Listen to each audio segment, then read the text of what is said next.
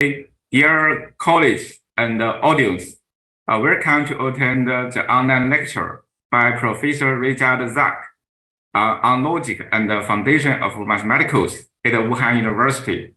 Firstly, it's our great pleasure to introduce tonight's speaker, Professor Richard Zach. Education. He got his PhD from University of California, Berkeley in logic and methodology of science in 2001.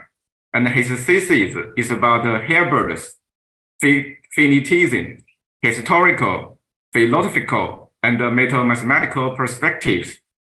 Currently, he is a professor in the Department of Philosophy at the University of Calgary, Canada. Areas of specialization.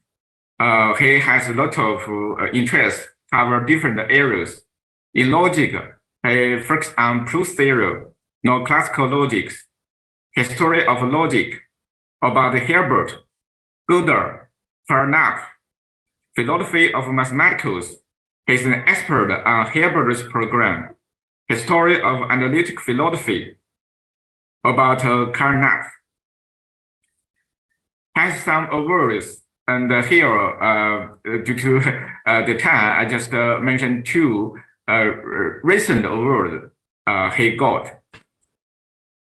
He's the authors with some to another professor of the book Introduction to Proof Theory, and for this book, they won the Schoenfeld Prize offered by Association for Symbolic Logic at 2022. He also got the Bulletin of Symbolic Logic 25th Anniversary Prize offered by Association for Symbolic Logic 2021. He has some books. So this is the book I just mentioned. The title is An Introduction to Proof Theory, Normalization, Cut Elimination, and Consistency Proof, published by Oxford University Press in 2021.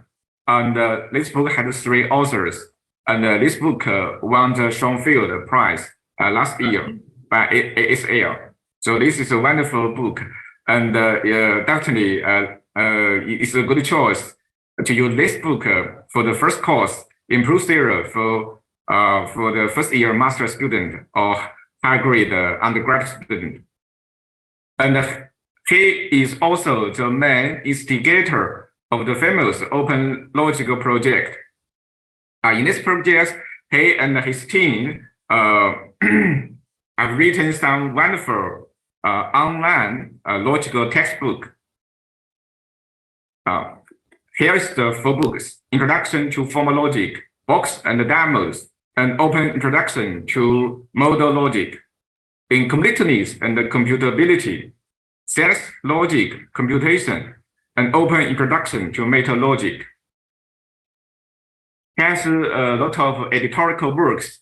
He is the founding editor of the Review of Symbolic Logic, the associate editor of the Studio Logical, the editor of Philosophy Mathematical, the founding editor of Journal for the History of Analytical Philosophy, editor of the Connected Works of Carnap, subject editor of Stanford Encyclopedia of Philosophy, the advisory board member of Hilbert Bernays Project, and the editor board member of Bernays Project.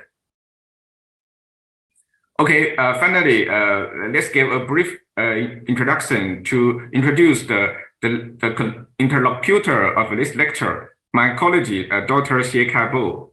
Currently, he is an associate researcher at the School of Philosophy at Wuhan University. He received his bachelor at Zhejiang University and a master's degree at Tsinghua University. He got his PhD from the Institute for Logic, Language, and Computation at the University of Amsterdam. His thesis is about the logic inquiry about causality and epistemology. His main research interest covers causal reasoning and epistemic logic. Also, he keeps interest in the history of ancient Chinese logic. Okay, that's the brief introduction of the speaker and the interlocutor. Now, let's give time for Professor Richard Zach for the lecture. The title is on the prehistory of automated reasoning. After the lecture, there's 10 minutes for the interlocutor, and after that, we just give the time for the audience for free questions or comment.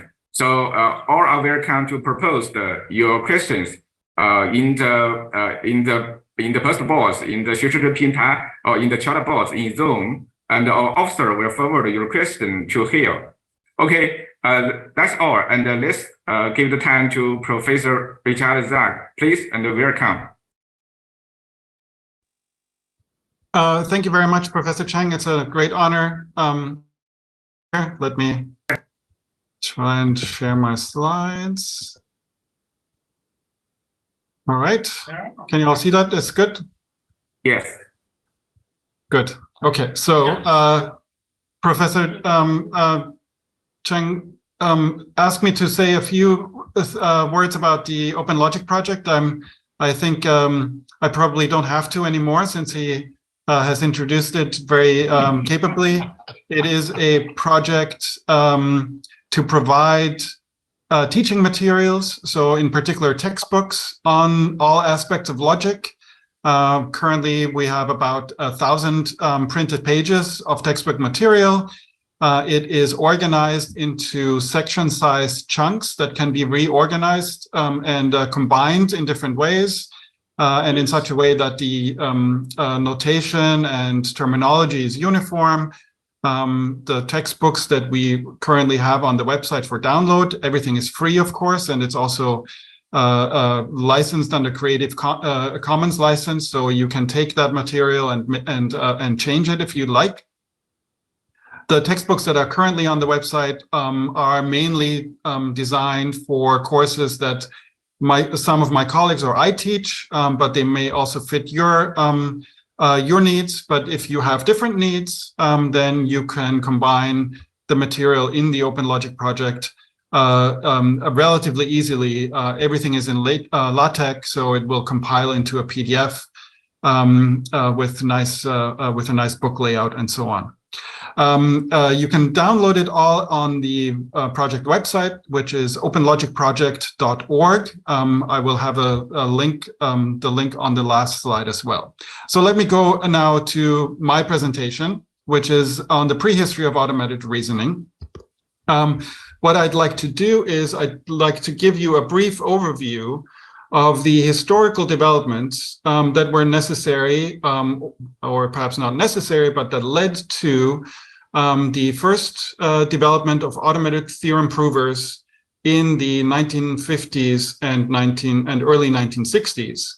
So my story will begin in 1918 with Hilbert's program, and it will end in 1965, which is the year of publication of Alan Robinson's paper on the resolution method. If you don't know what the resolution method is, don't worry, I will explain it. But if you do know already what the resolution method is, then you will know that it is very different from any other proof method that we, especially as philosophers, that we use in our classes or that we use in our own research. So it looks very different, right? It's not. I mean, it does have rules, but it doesn't work on first order formulas. So it's very different from, for instance, the sequent calculus or an axiomatic method. And it was designed specifically to be implemented on computers so that computers could be used to prove theorems in logic and even theorems of mathematical theories. And so the story that I'm trying to tell is how that happened, right? So what kinds of results, what kinds of ideas had to be in place in order for Robinson to come up with this method. An important piece of this story is Herbran's theorem, or Herbran's theorem, and the propositional proof methods that were designed by people, by logicians in the 1950s. And I will specifically mention what I take to be at least a plausible origin of the resolution approach to theorem proving. And since we are, or I assume most of us are, or at least many of us are philosophers, I will highlight throughout and also at the very end how many of the people that were involved in this story were actually philosophers. So let me go into the sort of the overall outline, right? So any history of automated reasoning or formalized reasoning even has to start with Leibniz. There's a famous letter from 1684 where Leibniz says, well, you know, it would be nice if we just had a calculus that would let us decide questions and decide who is right in a debate, right? And what would happen is we would formalize, we would write things down as formulas, and then we would calculate. Let us calculate, he said, and then we will find the answer by pure mechanical calculation. And this sort of Leibnizian dream was sort of made good on beginning in the 1900s with the work of the British logicians, the students in particular of Boole, and later the American philosopher and logician Charles Saunders Peirce, the German logician Ernst Schröder, and the Italian mathematician and philosopher Giuseppe Peano, who all developed different symbolisms for especially propositional and term logics that at least would capture anything up to Aristotelian syllogisms. But of course, the important revolution in modern logic came at the hands of Gottlob Frege. Of course, Schröder is also very much to be credited here. Not Schröder, but Peirce, who also with Frege and at roughly around the same time, basically invented the quantifier and invented polyadic logic, where quantifiers can interact and bind different positions, which made it possible to use the formal languages that Peirce and Frege designed to formalize statements in mathematics. So the axiomatization of logic was carried out in the main by Frege, and then especially through the popularization, so to speak, of that system at the hands of Alfred North Whitehead and Bertrand Russell, to other important 20th century philosophers. They combined the one-dimensional notation system that Peano had introduced, with the conceptual innovation that Frege had given, and in the 1910 volume Principia Mathematica, basically showed how to use this new logic and this new formal system to not only formalize statements of mathematics, but also prove the axioms of, in particular, arithmetic from purely logical principles. In the case of Whitehead and Russell, together with an axiom of infinity and an axiom of reducibility. This sort of led in the 1920s, starting in 1917, to an important development, namely Hilbert's program. Hilbert in 1917 had isolated in a lecture course that he gave in Göttingen the fragment that we now call first-order logic. So quantifiers only range over individuals, and you have predicate symbols for properties and relations of individuals. And he probably was the first to isolate this as an important system of study, called it the extended functional calculus, or the elementary functional calculus, rather. And he did this for philosophical reasons mainly. The first philosophical reason is what is usually known as Hilbert's program, and that was a program in the Foundations and the Philosophy of Mathematics. Hilbert was of the opinion that although Whitehead and Russell's Principia had done a lot of important work, it had not succeeded in giving a logicist foundation for mathematics, in particular because it relied on the axiom of infinity, which was not a logical axiom. So he was looking for a different way of giving a foundation for mathematics in the sense of showing that mathematics is, or classical mathematics, talking about infinite sets and infinite collections, that is safe in the sense of consistent paradoxes. And of course, mathematicians and logicians had trouble with paradoxes leading up to the 1920s. Most famously, Frege himself. Frege's systems turned out to be inconsistent, as Russell's paradox showed in 1902. So he had a philosophical project that required a powerful formal system of notation to formalize mathematical statements. But he also had a mathematical project, namely work on the so-called decision problem. In German, that's called the Entscheidungsproblem. It's a literal translation. Entscheidung just means decision. And so the decision problem is the question of coming up with an algorithm that would tell you after a finite amount of time whether a given sentence of first-order logic is valid or not, or derivable from the axioms using the rules of inference, which Hilbert had introduced in his 1917-1918 lecture course. So the 1920s were a very important period in the development of logic because it became clear between 1917, when Hilbert first isolated the fragment of first-order logic, and the late 1920s, that you had to combine two different ways of thinking about logic. One is the proof-theoretic way. You have axioms, you have inference rules, and you prove your logical theorems using these inference rules. And the other one is the semantic way.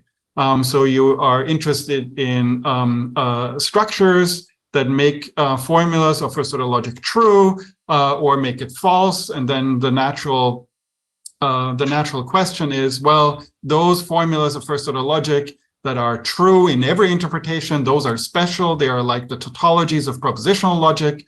And the question then becomes, what's the relation between the proof system that we have, axioms and inference rules, and the model theoretic notion of validity? And that culminated famously in Gödel's completeness theorem in his 1929 Vienna dissertation. And once you have the completeness proof for axiomatic systems, then you start to have sort of almost a proliferation of proof systems.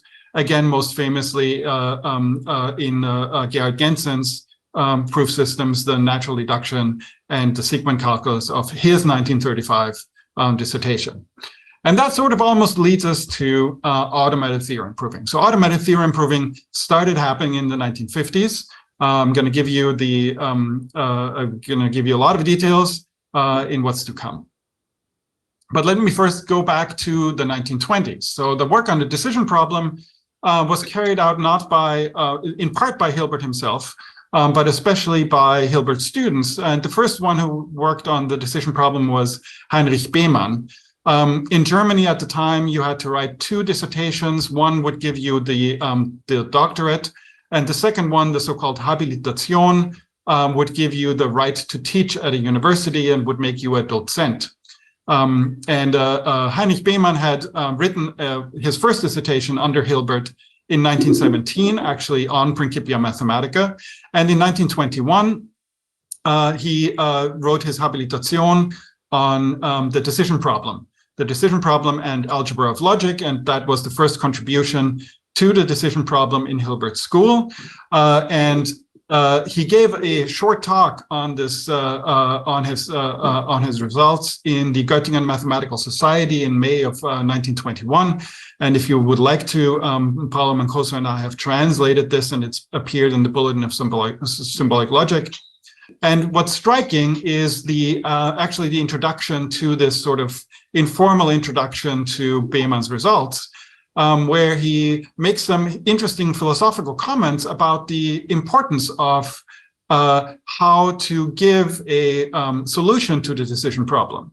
his solution to the decision problem was purely syntactic in the sense that what he did was give a method for transforming a formula of monadic second-order logic into a certain kind of normal form from which you could immediately see whether the formula was valid or not. Or in fact, you could immediately see in which in domains of which cardinalities your formula would be valid. And if that happened to be any cardinality whatsoever, then the formula would be valid to core, so valid in every interpretation. And the philosophical introduction mentioned that, well, when you give such a method, when you give such a decision procedure, what you're doing is you're improving on what Behmann and Hilbert and Frege and so on already had, namely a proof system. A proof system has axioms and rules of inference, but the rules of inference don't tell you what you should do in order to prove something. They only tell you what you are allowed to do. A solution to the decision problem requires more, and this is the quote on the screen. For the character of the decision problem, Behmann wrote, it is fundamental that the only tool that is allowed for the proof is completely mechanical calculation, following given instructions without any activity of thinking in the stricter sense. So if you're proving something, even if you're only allowed a rule of inference, you still have to think. You have to guess how the proof should go and so on. But for a decision method, you have to eliminate any guessing, any intuition, any sort of heuristics for how to give proofs. It has to be completely mechanical. And Behmann went on, one might, if one wanted to, speak of mechanical or machine-like thinking. Perhaps one day it can even be carried out by a machine. So this was in 1921. 35 years later, things like what Behmann was doing were actually carried out by machines, by digital computers. The decision problem was important for two reasons, because it gave, it's important for three reasons. Actually, one, but this is a different paper, a different talk. It was important for solving the decision problem to start thinking about first-order logic semantically and not just axiomatically and proof theoretically. So it led to the development of semantic methods in the study of first-order logic. But it was also important because it highlighted the importance of transformations into normal forms. I mentioned that Behmann's result was obtained by basically defining a certain normal form into which formulas of second-order monadic logic were transformed. And it also is sort of a first stab at making precise what mechanical calculation or what an algorithm for solving a logical problem is. So in the steps towards automated theorem proving include these early decision methods. I mentioned Behmann, but Hilbert, Bernays, Moses Schoenfinkel, Wilhelm Ackermann, Frank Ramsey, Herbrand, Gödel, Kalmar, Schutte, et cetera, those were all sort of the biggest names in logic in the 1920s and 30s, and they all worked on the decision problem. And it also, in part, led, as I will hopefully sort of make clear in a second, it also led perhaps to Herbrand's theorem in the first place. Herbrand's theorem turned out to be a fundamental for the methods of automated theorem proving I will describe. The first clear formulation of Herbrand's theorem is probably given in Hilbert and Bernays' second volume of the book Foundations of Mathematics, which came out in 1939.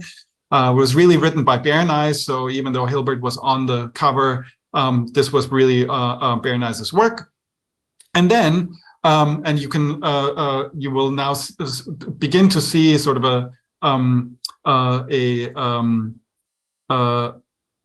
like a theme. One of the ways in which the new logic, the methods of first-order logic, the proof methods, and the semantics for first-order logic came to philosophy and also generally to the attention of computer scientists and mathematicians was, in the English-speaking world at least, was through Van Quine's textbooks, in particular the textbook Methods of Logic, which I think is still in print and has seen probably a dozen different editions.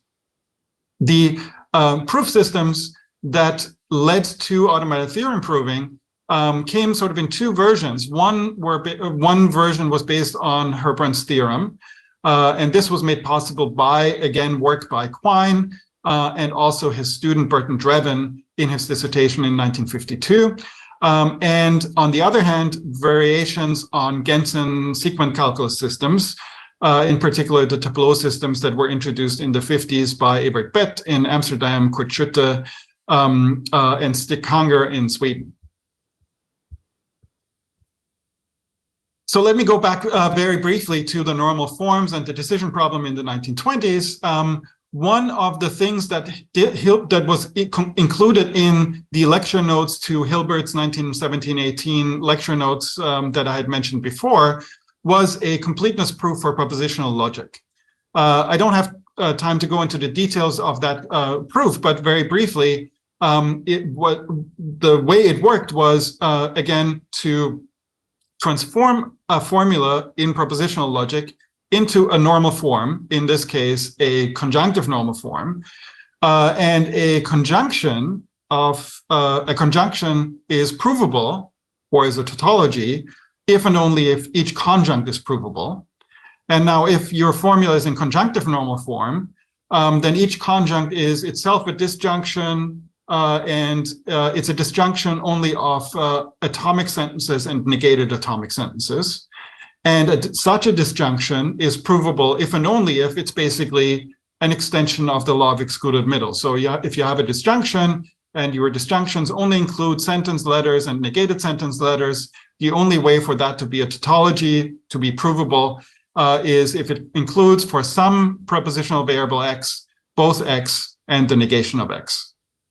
So the completeness proof concluded that if a formula in propositional logic is unprovable, then at least one conjunct must be unprovable. And one such conjunct can't include x and the negation of x. So it only includes negations and unnegated propositional variables, which are independent. And Hilbert's system had a substitution rule. So for every negated variable, you could substitute the negation of x. For every unnegated variable, you could substitute x. So if you had an unprovable formula, from it, you would be able to derive x by itself, the propositional variable x. And then because you have a substitution rule, you can derive anything. So if you have an unprovable formula, then and you add it to the system of axioms, the system itself becomes inconsistent because you can because then you can derive anything. So there's an interesting story, and this is actually the subject of the paper in the Bulletin of Symbolic Logic that Professor Cheng mentioned at the beginning. So you can read up on the history there.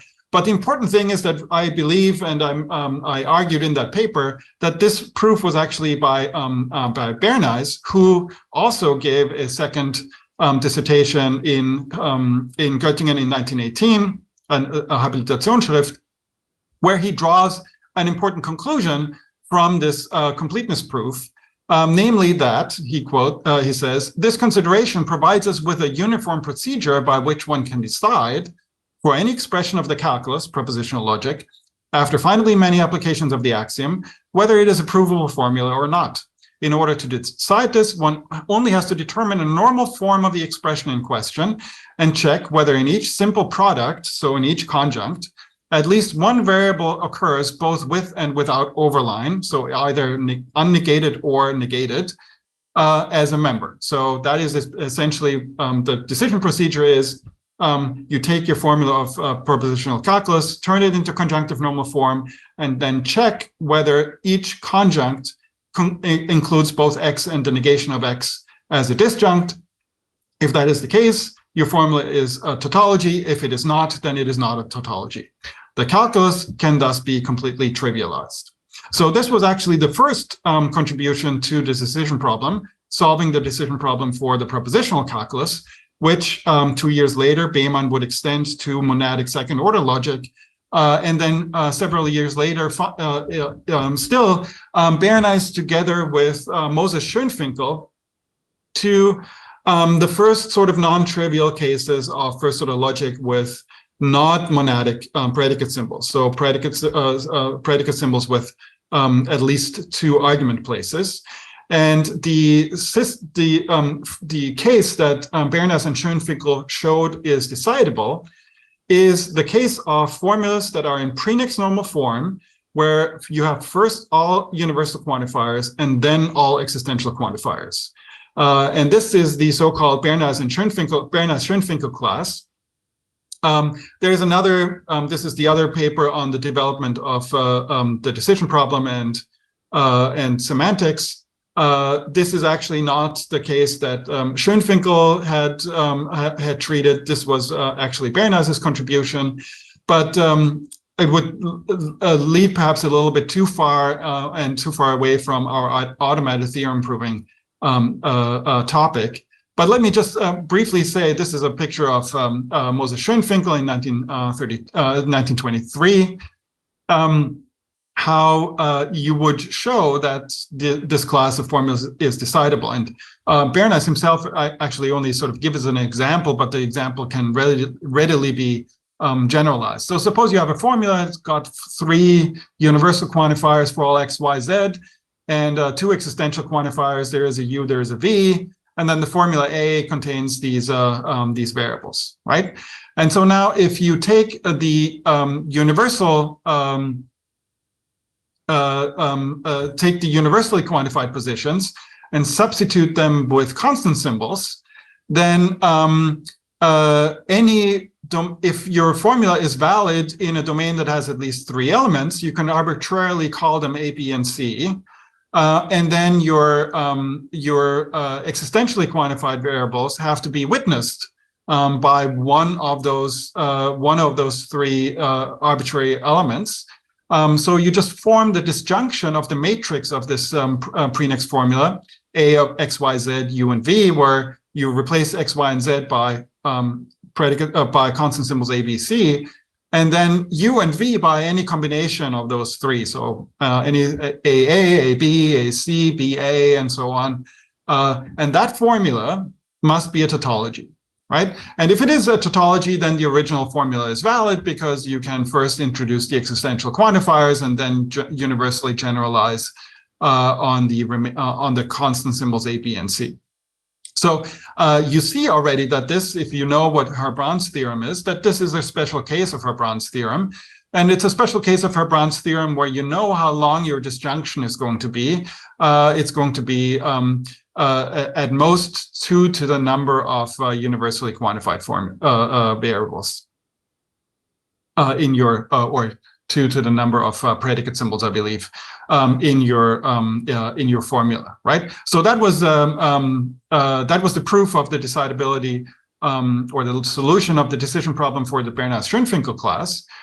And that already takes us to the 1950s. So we have in the 1950s a number of different important proposals for taking actual digital computers, which in the 1950s, I believe it was 1954, was the first mass-produced electronic computer, the IBM 701.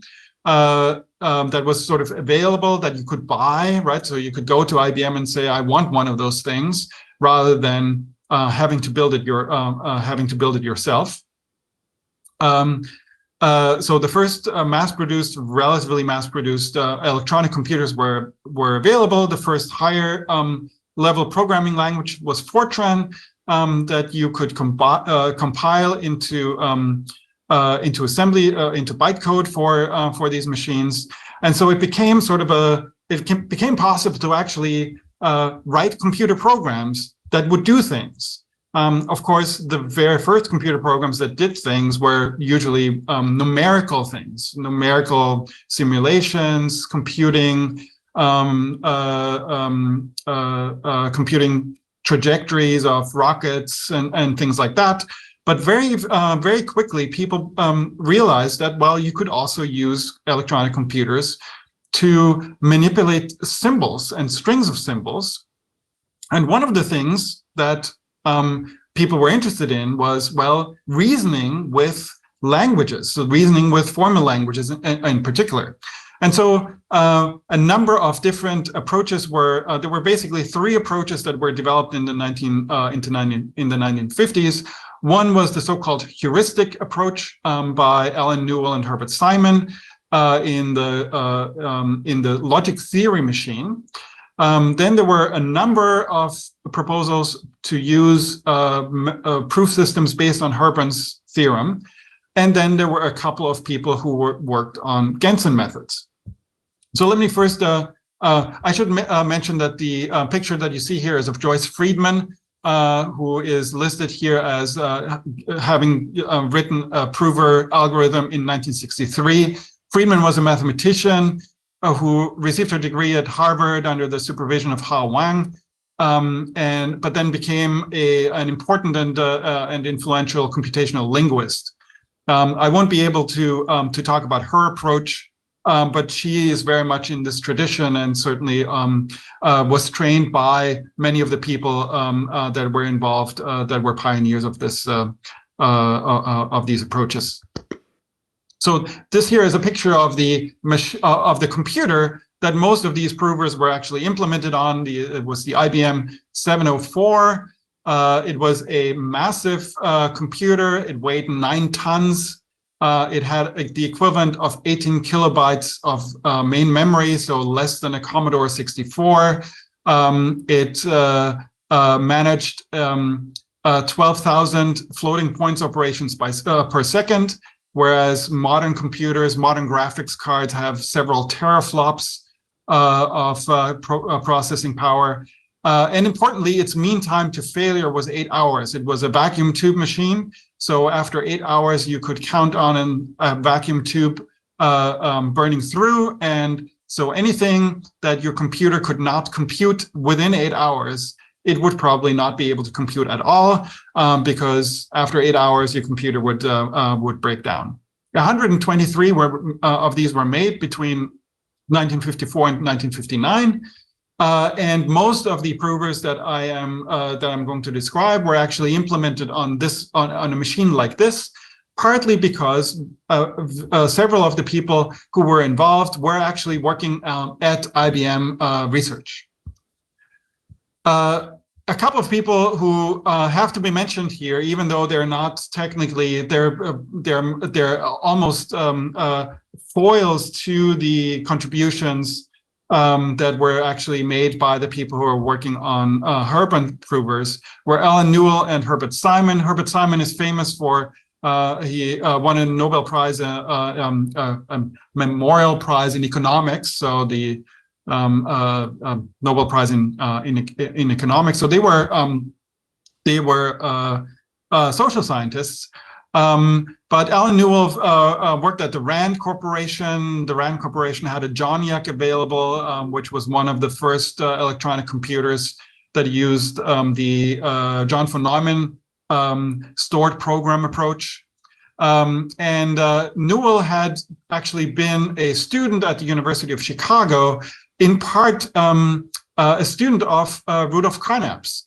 And when he was a student, he was very impressed by Principia Mathematica. Apparently, he asked his parents for a copy of Principia Mathematica for Christmas, which he got.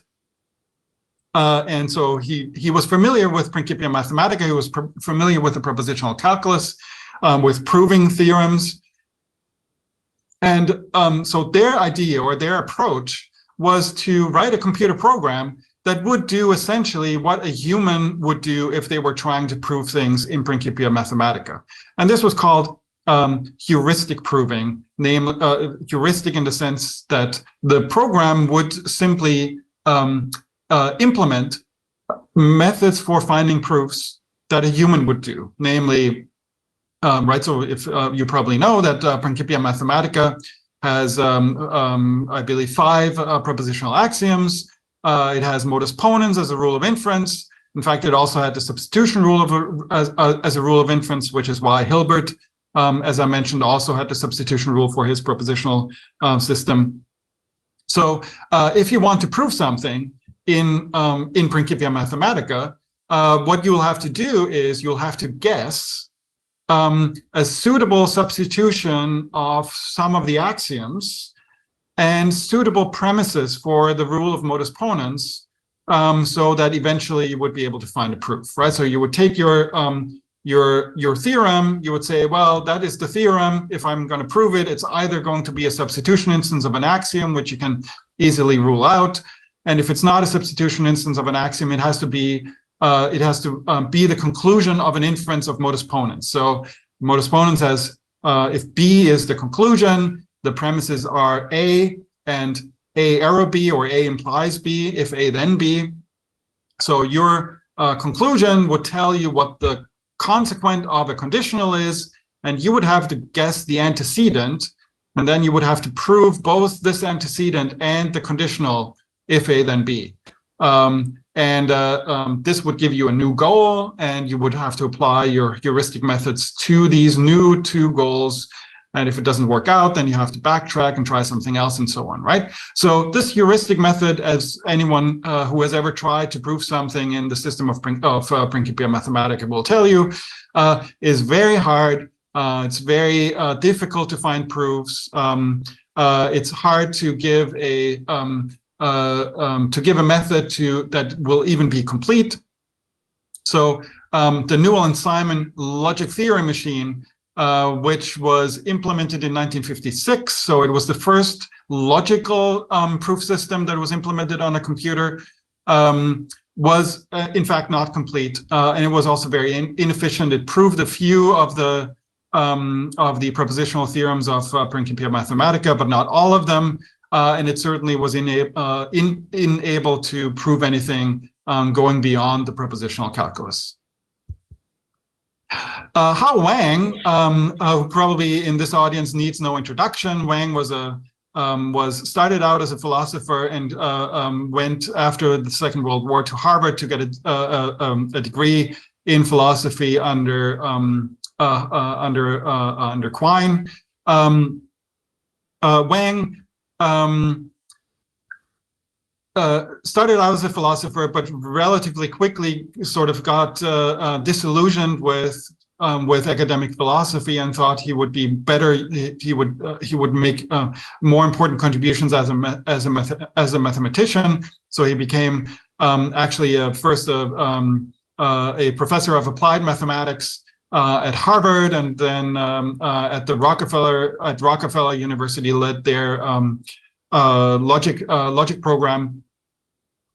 And Wang also implemented a number of proof systems, and these were also not in the tradition that I will focus on, namely based on Herbin's theorem, but it was basically proof search in the sequent calculus, right? So if you know the sequent calculus, you know that it's cut-free complete, and one of the things that cut-free sequent calculus, one advantage it has over axiom systems that use modus ponens, it is that your target, the thing that you're trying to prove, will tell you what the possible premises are without having to guess some unrelated formula A, right? And that's a feature of the sequent calculus because it is not just complete, but it also is complete without something that looks like modus ponens, the so-called cut rule.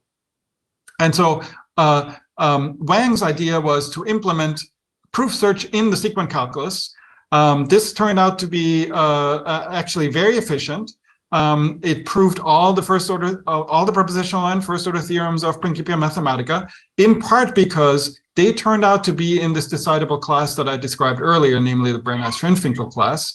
And this was implemented on an IBM 704, which Wang had access to through a fellow student of Quine's, Bradford Dunham, who by that time in 1958 had gone to work for IBM.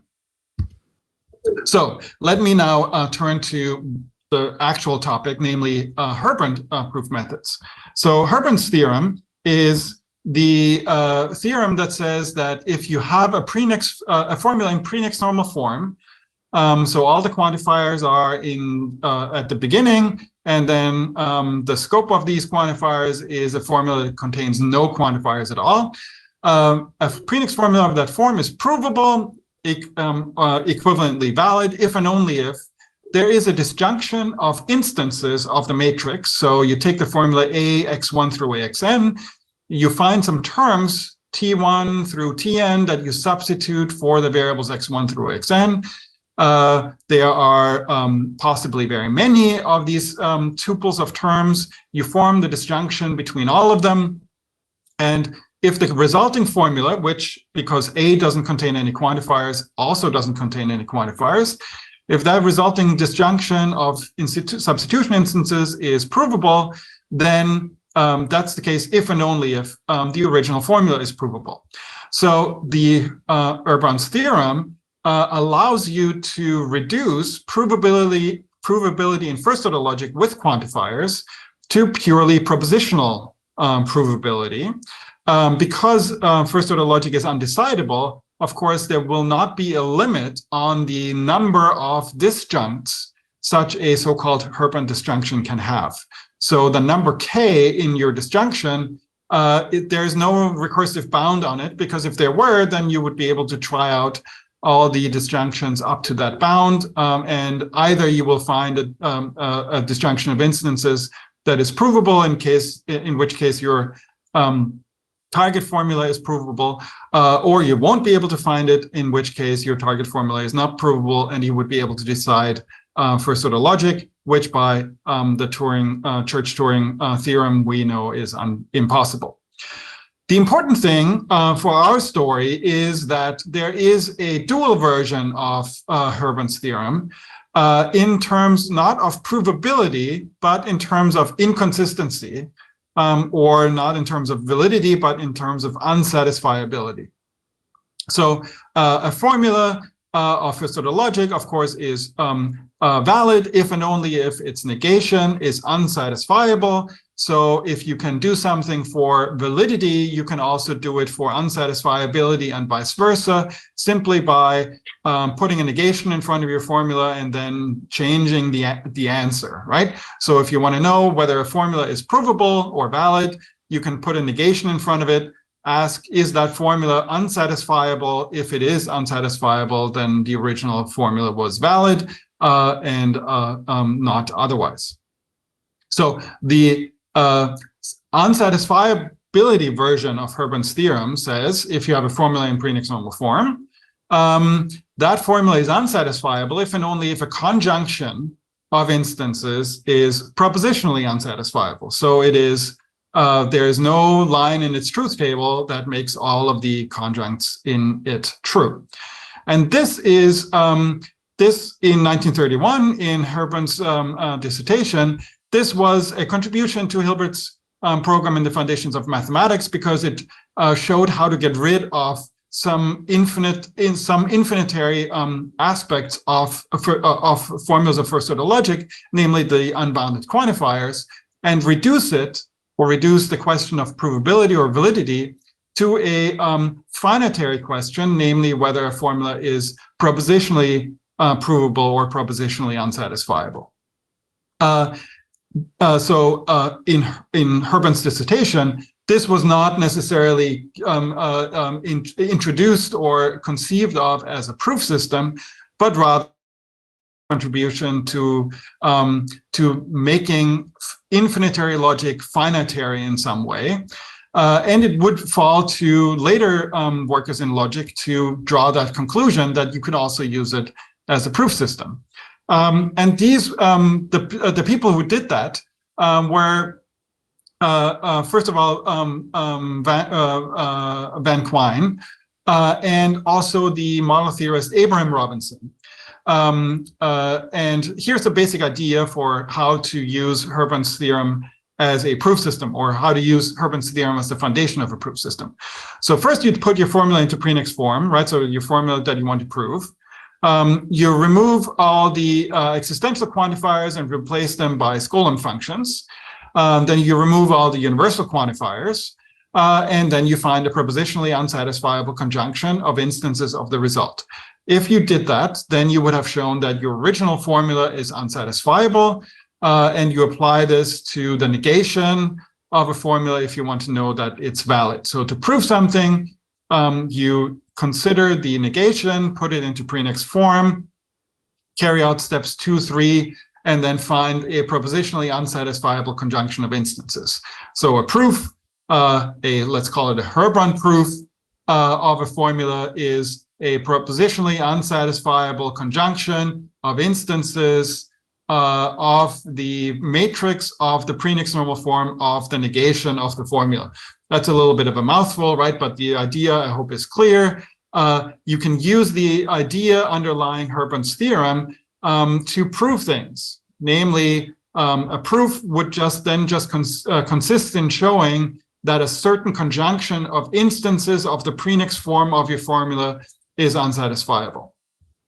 So in order to do this, you have to do 2 things, right? So one is to find the instances, right? So it's a conjunction of instances that's unsatisfiable. It's not the instance itself by itself, right? So you have to find suitable instances such that the resulting conjunction of instances becomes unsatisfiable. That's one problem. The other problem is to give a useful, quick method for showing that sentences are propositionally unsatisfiable, right? Of course, we all know truth tables will do that, but truth tables are the worst possible way of showing that something is unsatisfiable because they are exponential in every case. They use exponential amount of space in terms of because the truth tables themselves become quite large, right? Quine had this idea in part because his student Drebin was working on a dissertation on Herbrand's theorem, and Abraham Robinson basically came up with this idea for 2 reasons. The first reason was that one of the people I mentioned, Paul Gilmore, who was one of the first people who wrote a prover, was actually his postdoc when Robinson was teaching at the University of Toronto in the 1950s. And both Quine and Robinson were present in 1957 at the Cornell Summer Institute for Logic. So this was basically a summer school, a summer conference on logic held at obviously Cornell University. It took, I believe it was 2 or 3 weeks. Basically, everyone who was anyone in mathematical logic was at that summer institute, and surprisingly many IBM people were at that summer institute. In particular, Herbert Gelantner, who was one of the pioneers of artificial intelligence. Some of his collaborators, such as Bradford Dunham, who was interested in automated theorem proving. Obviously, Robinson was there. Also, Martin Davis and Hilary Putnam, who will become major players, as you'll see in a second. Robinson basically presented this idea in response to a number of people who were coming from industry, in the sense that they were actually working for IBM, thinking about how to use the new digital computers to reason, to prove mathematical results in geometry, in logic, and so on. And there were a number of logicians there who were also interested in exactly the same kinds of things.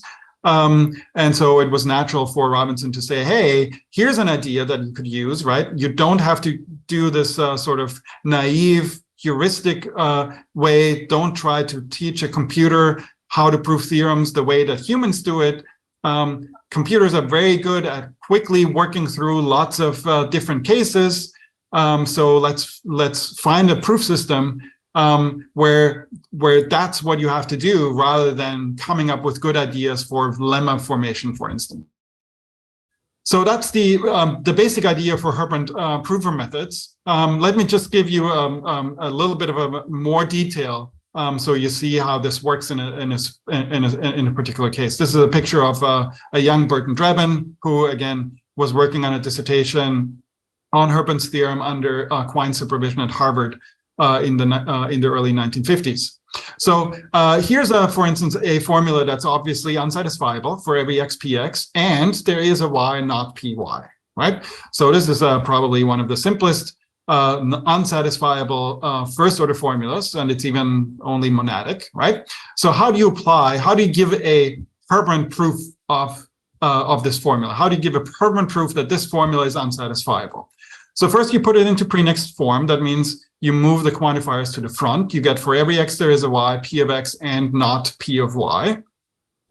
Then you scolomize, replace the existential variable, the y, with a function symbol that depends on the universally quantified variables that precede it. So if you have for every x there is a y, you get rid of the exists y by replacing it with f of x, where x, in this case, there's only one universally quantified variable, so f will depend on x. So f is a Skolem function for there is a y, and the Skolem functions depend on the universally quantified variables that precede, that come before the corresponding existential quantifier. So you remove the universal quantifier, and now you have a matrix that has a free variable, p of x. And now what you need to do is find a propositionally unsatisfiable conjunction of instances of this matrix, right? The matrix by itself, so if you don't do any substitution instances, and your k is 1, right? Then all you can do is substitute x by a constant, say a, then you have p of a and not p of f of a. But propositionally, this is satisfiable because p of a and p of f of a are different atomic formulas. And different atomic formulas play the role of propositional variables. So you would assign true to p of a and false to p of f of a, and that would be a satisfying assignment to the atomic formulas in your formula. So p of a and not p of f of a is satisfiable. But if you take two instances, namely if the first one is the result of replacing x by the constant symbol a, and the second one is the result of replacing x by the term f of a, then you get a formula that is propositionally unsatisfiable. And it's easy to see, right? So the first instance is p of a and not p of f of a. And then the second instance where you replace x by f of a is p of f of a and not p of f of a. And now you have a conjunction of 4 things, and 2 of those things are in contradiction, right? Not p of f of a and p of f of a. So that can't be satisfiable, obviously. So that's how Herbrandt proof systems basically work. You pre-process your formula, put it into your get rid of the existentially quantified variables, and then you're looking for unsatisfiable ground instances. In this case, we were lucky because it only needed like 2 instances, a conjunction of 2 instances. But in very many cases, it will become the shortest conjunction. The shortest number of instances is, I don't know, 26. So your formula can be very long, and then it will have at least 26 atomic formulas, and so it will have many thousands of possible truth value assignments that you would have to check. And so you need a better way of testing whether a formula is propositionally unsatisfiable than the truth table method. And here are some alternatives for proving that a formula is propositionally unsatisfiable. The first one I already mentioned is truth tables. The second one is actually the method that Bernays had used in his decision procedure for the propositional calculus that I mentioned earlier. Namely, turn your formula into a disjunctive normal form. It's unsatisfiable if every disjunct contains a complementary pair, right? So your formula is if you have a disjunctive normal form, it's a disjunction of conjunctions of negated and unnegated sentence letters, prepositional variables. So a disjunction is satisfiable if at least one disjunct is satisfiable. A disjunction of prepositional variables and negated prepositional variables is satisfiable if and only if you don't have a complementary pair P and not P. So to test whether something is propositionally unsatisfiable is essentially using Bernays' test for validity, except for the dual case, right? So where Bernays was interested in validity, he said to test whether something is valid, turn it into a conjunctive normal form, and then check if each disjunction contains P or not P. And if it does, then your formula is a tautology. Now we're doing it for unsatisfiability. So we're turning something into a disjunctive normal form and then checking whether each conjunction of P's and not P's contains such a complementary pair. The second procedure, which was used, so this method was actually used in Paul Gilmore's prover. The second method I should mention is the one that was used by Bradford Dunham and his students Richard Fritchell and I forget his first name, Sword. That is based on a method for testing a formula for validity given in Quine's Methods of Logic textbook, which is basically used by all of these people, right? So this is when they give sort of an elementary reference for logic, Quine is sort of the go-to reference. So for each propositional variable, what you're going to do is you're going to replace them by all possible combinations of trues and false. And once you have replaced all the propositional variables by trues and false, then you can simplify things, right? So you can simplify true and false into false. You can simplify true or true into true. You can simplify not true into false and so on.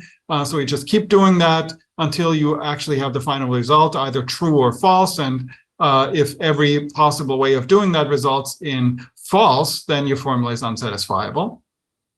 So this again was used in an actual prover, but the methods that actually won the day were the Davis-Putnam method and a variation of it, the so-called Davis-Putnam-Lodeman method, which is the core of today's very powerful stat solvers that are used all over the place in industrial applications in computer science. So these all go back to the DPLL method.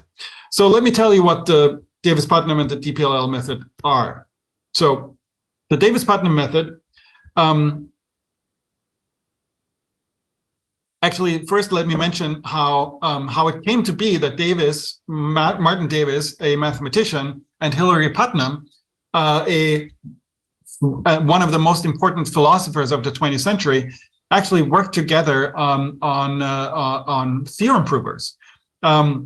They had been colleagues at Princeton in the early 1950s. Putnam was getting his was a graduate student there. Davis had gotten his doctorate in mathematics from New York University under Emil Leon Post, and he was a postdoc in the math department at Princeton. So that's how they knew each other. They became friends, and they were both at the Cornell Summer Institute, and then decided that even though they were working in different places, I think at the time Davis was teaching at the university, teaching in Chicago, and later in upstate New York. Putnam had gotten a job at Harvard by that time. So they decided to work together and do some work on logic together. They obviously were mainly interested in Hilbert's 10th problem, for which they are famous, right? So the Hilbert's 10th problem is the question of giving a decision procedure for testing whether Diophantine equations have a solution. Turns out that this decision procedure is unsolvable. The result that proved that Hilbert's 10th problem is unsolvable is jointly credited to Martin Davis and Hilary Putnam, Julia Robinson, and Yuri Matyasiewicz, who provided sort of the last link number theoretic result that was needed. So Davis and Putnam at the time were working independently of Julia Robinson, who was working in California on Hilbert's 10th problem. But they were looking for funding. And it turned out that 1957, the year of the Cornell Summer Institute, was also the year Sputnik launched, which sort of sent the Americans into a frenzy of trying to keep up with the Soviet Union. The space race had really begun.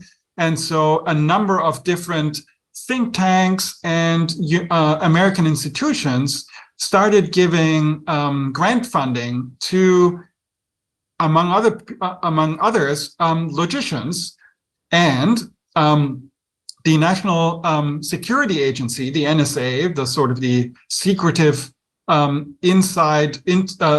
domestic intelligence organization of the United States, did so as well. And it turned out that Davis and Putnam got a grant from the NSA, which they were supposed to keep secret, to work on proof systems for propositional logic.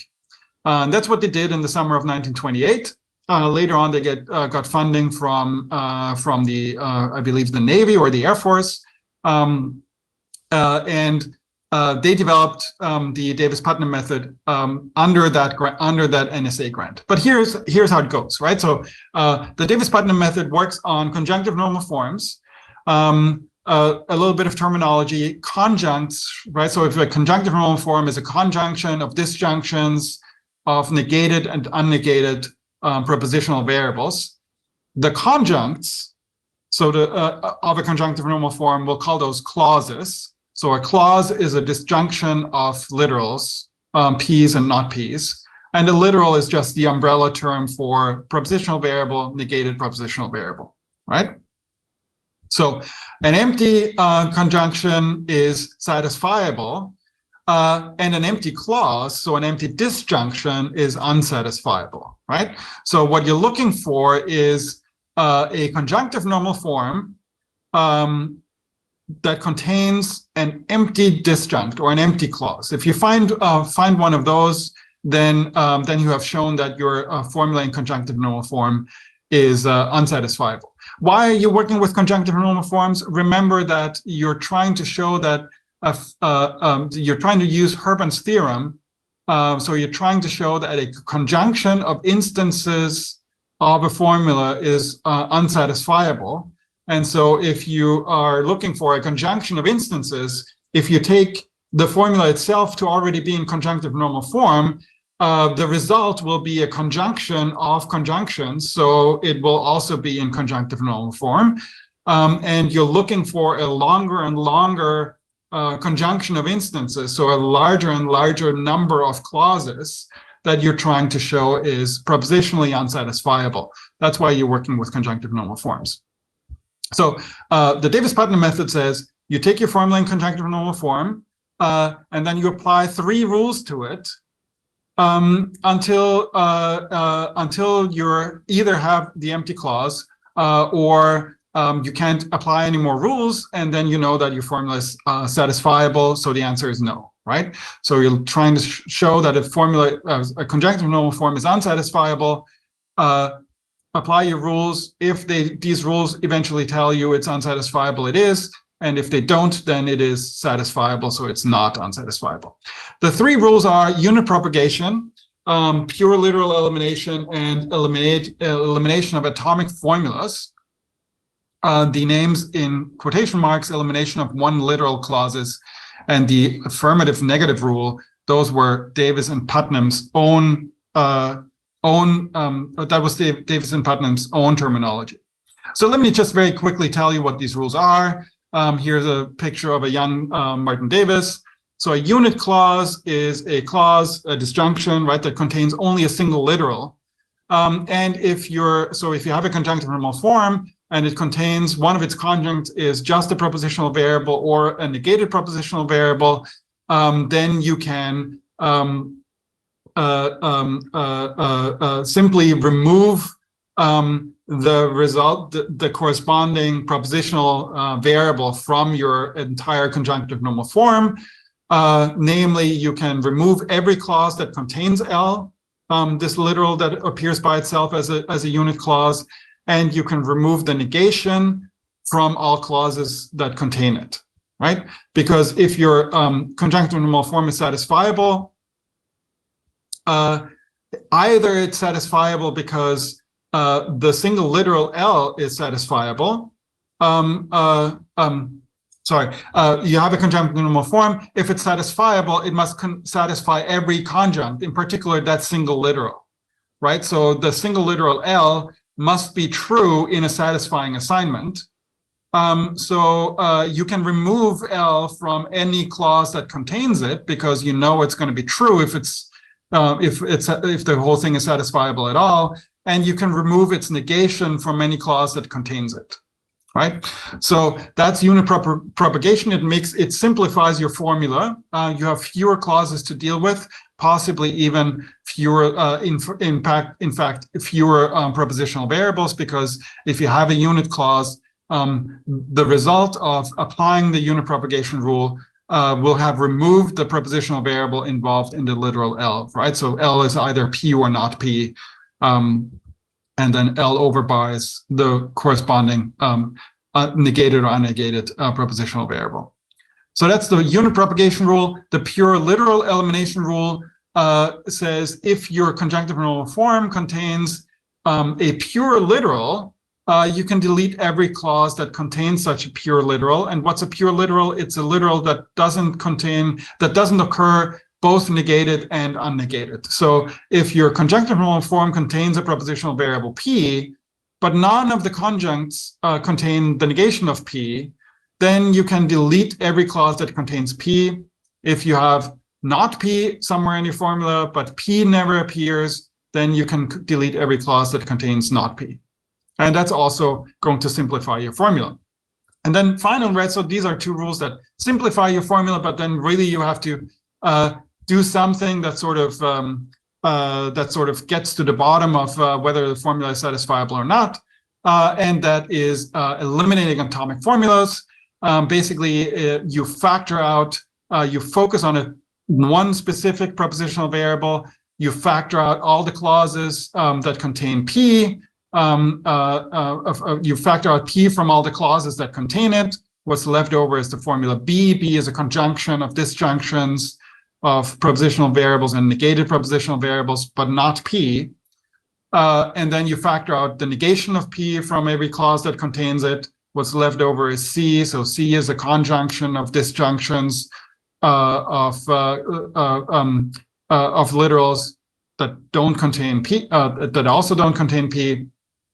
And then all the clauses that neither contain P nor not P, that's the remainder, so to speak, that's D. And this formula is equivalent to D joined conjunctively with the disjunction of B or C, right? But I said B and C themselves are conjunctions of disjunctions of literals, right? So B and C are themselves in conjunctive normal form. If you want to turn this into a conjunctive normal form, then you have to multiply out, so to speak, the B or C part, right? Because B and C are conjunctions, there's a disjunction between them. So to turn it into a conjunction of disjunctions, again, you have to apply the rule of distributivity. And that's what makes this complicated.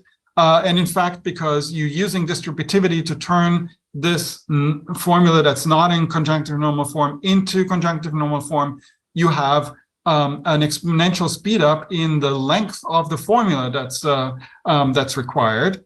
And in fact, when Davis, with his two students, Logeman and Loveman, tried to implement this on a computer, they ran into this very problem. So they needed a different rule that didn't have this space complexity, and that's the so-called splitting rule or rule of case analysis. And that applies to the sort of the same formulas, namely formulas. You're focusing on a particular propositional variable P. You isolate the part that contains P. You isolate the part that contains the negation of P. And then you do two things, right? So you do, first you assume that P is true, and then you assume that P is false. And, or rather, first you assume that P is false, and then you assume that P is true. And if you assume that P is false, then the result, right, so that if P is false, then you have B or P, where P is false, that's equivalent to B. You have C or not P. Now, if P is false, then not P is true. C or P is going to be true. So you can leave it out, right? So if you set P to false, the formula is equivalent to B and D. If you set P to true, then correspondingly it's equivalent to C and D. And B and D, C and D are already in conjunctive normal form. They're shorter than the formula that you started with. But what you now have is you have two different cases that you have to check separately, right? So instead of having a blow up in the size of the formula, you actually shrink the formula, but you have to do the same thing twice. And because you do this for every propositional variable, it's sort of a binary tree. So there's, in the worst case, exponentially many cases to check, right? But you can trade off the size of the formula to the number of steps in your computation that you have to do. And if you remember, the IBM 704 only has 18 kilobytes of main memory. So if you're trying to run this on a formula with 10 substitution instances, and then you have to multiply out all of these conjunctive normal forms, right? That formula becomes very, very large, and it's better to just keep track of which cases you've already done, and then you're just using the splitting rule, right? And it's this algorithm that's now used as the core of SAT provers. Still, to this day, SAT provers have come a long way. They can deal with conjunctive normal forms that are that have millions of propositional variables in them. Certainly hundreds of thousands. So they're very powerful and very, very fast. And in the time between 1960, when this was introduced, and now, most of the improvements to SAT solvers have not been to the basic algorithm, which goes back to Davis and Putnam, but to purely the implementation of the algorithm. So how to represent conjunctive normal forms, how to look up, how to quickly manipulate, go from A to the simplified versions, and so on. Okay, so the DPLL method, terribly important, very influential, but it's not what actually was used to do automated theorem proving for sort of logic for a long time. First order logic, theorem proving, the most important influential algorithm for doing that was the so-called resolution calculus, introduced by Abraham Robinson, not Abraham Robinson, but by Alan Robinson. So all of these Robinsons are unrelated. There's Abraham Robinson, who was the model theorist who suggested to use the Herbin's theorem. There's Julia Robinson, who worked on on Hilbert's 10th problem together with Davis and Putnam. There is and there's also John Allen Robinson, who's the inventor of the resolution calculus. The resolution calculus works on clauses. So you have basically you have a formula in conjunctive normal form, and what it does is it adds new conjuncts to your formula in conjunctive normal form, rather than the methods that I've just described, the Davis and Putnam methods, that basically took a conjunctive normal form and replaced parts of it by something new, right? So the resolution rule actually always adds new clauses, and eventually, if your formula is unsatisfiable, it will add a clause that's empty. And as I mentioned, the empty clause, so the empty disjunction, is unsatisfiable. If you have a long conjunction and one of your conjuncts is unsatisfiable, then the whole thing is unsatisfiable. The basic idea of the resolution method is to take your conjunctive normal form, have a simple binary inference rule that adds new clauses, and you just apply it to all the clauses that you're generating until you find the empty clause. And if you do, then you have proof that your conjunctive normal form is unsatisfiable. So in the propositional case, that works. It's complete. It's not very efficient, but it's very simple, right? The idea is that if you have two disjunctions of propositional variables and negations, one that contains P, the other one that contains not P, B and C correspondingly are the parts of these disjunctions that aren't P and that aren't the negation of P. So if two of these two clauses occur in your conjunctive normal form A, then you can add as a new clause the disjunction of the leftover parts of your two clauses. You just delete P, you delete not P, and you form the disjunction of B and C. So you take B or C, which is a disjunction of literals. And obviously, right, so if your two clauses are just P and not P, then the leftover bits are empty, and the result of resolution between the clause P and the clause not P is the empty clause, and that's sort of what you're looking for, right? So ground resolution was first explicitly described by Alan Robinson in his 1965 paper, and a number of people have alleged that resolution was already introduced earlier. The two main sources that people have pointed to are Quine's paper in 1955. This is a different paper than the one I've mentioned before. So not the one where he introduced a proof system based on Herbrand's theorem, but rather the source of the so-called Quine-McCluskey algorithm for simplifying logical circuits or simplifying propositional formulas.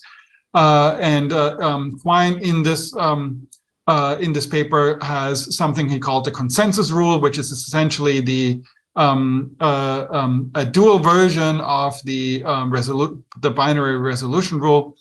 And Martin Davis himself sort of said, well, you know, Davis and Putnam, he and Putnam, in our in our paper on the Davis-Putnam method, we also already had the resolution rule, right?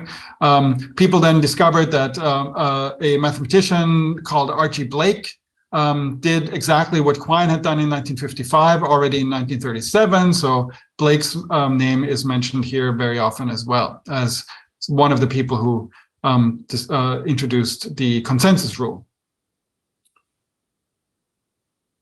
So one thing that I should point out right away, and hopefully I'll have time to highlight this at the end, is that the resolution rule is actually not, like, it's the least important of Robinson's contributions.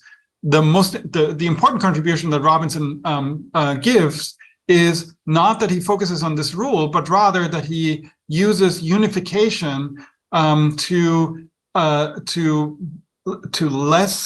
more efficiently and less blindly find the substitution instances that are required to apply Herbrand's theorem in the first place, right? It's the unification algorithm that finds these substitution instances. That's the important contribution of Robinson.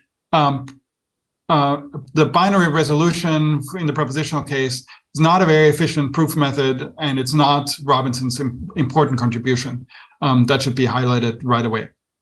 Okay, but let me sort of, right, so what I want to do now is, first I want to say, well, you know, here's why I don't think these should count as having already discovered resolution before Robinson.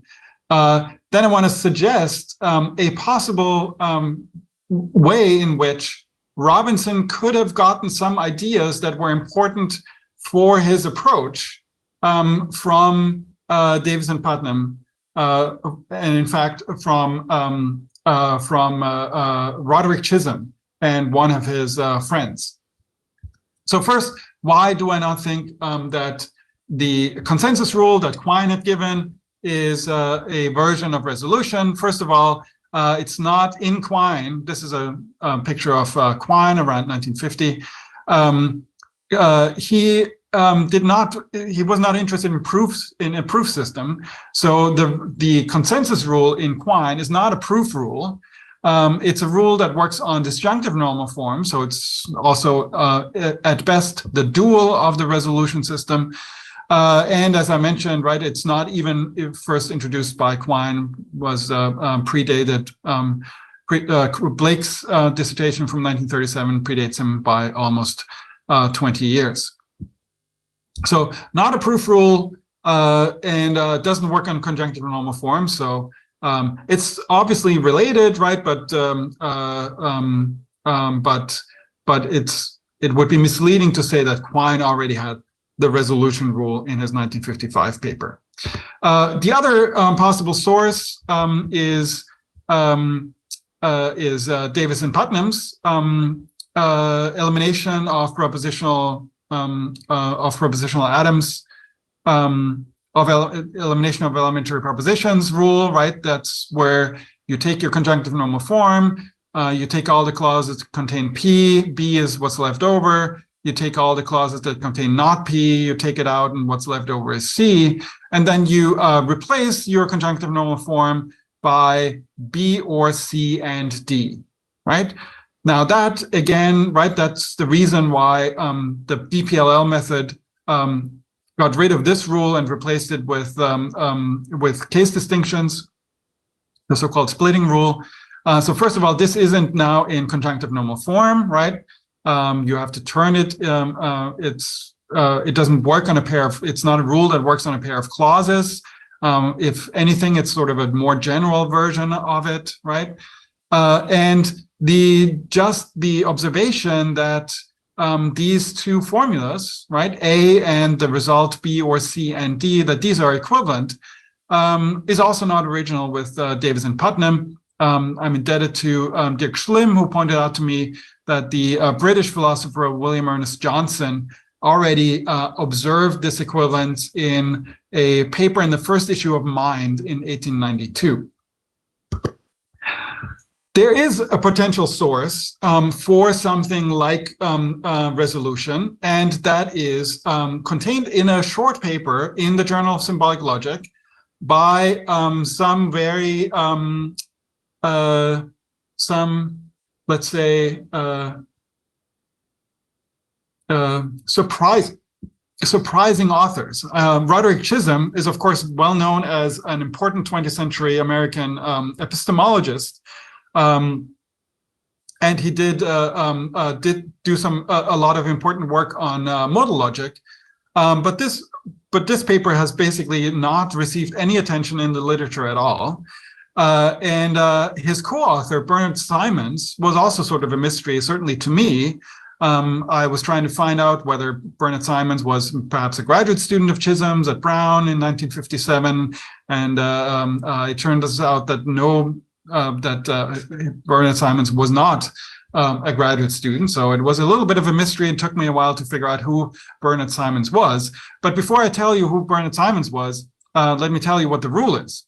So the rule is, suppose you have a number of premises, B1 through Bn, right? So B1 through Bn are formulas in propositional logic, and perhaps they are disjunctions, right? So maybe B1 through Bn are disjunctions of something, right? And now you form their conjunction, right? So if B1 through Bn are disjunctions of something, in particular if they're disjunctions of literals, then A is a conjunctive normal form, right? So that's why this is important, because the Simons and Chisholm's rules directly applies to formulas in conjunctive normal form. And the rule says, if you have n such premises, right, then the conjunction of these premises implies the formula C, where C is obtained from the disjunction of the premises by deleting up to n-1 complementary pairs, D negation of D, which occur as disjuncts within those B's. Okay, so here's a simple example. Suppose B1 is not P or Q, and B2 is not Q or R, right? Then the disjunction not P or R follows from the conjunction of your two premises, not P or Q and not Q or R. By this rule, why? Because you take this conjunction of premises, you turn it into a disjunction. So you got a long disjunction, not P or Q, not Q or R. And now you got two premises, so you're allowed to remove up to 2 minus 1, that's one complementary pair. And there is a complementary pair, namely Q and not Q. So you're allowed to remove Q and not Q from your disjunction. What's left over is not P or R. So not P or R is entailed by the conjunction of your premises, right? So this is not a rule that can be found in any standard textbook. As far as I know, the only people who have ever observed that this is a valid inference are Bernard K. Simons and Roderick Chisholm in this 1957 paper.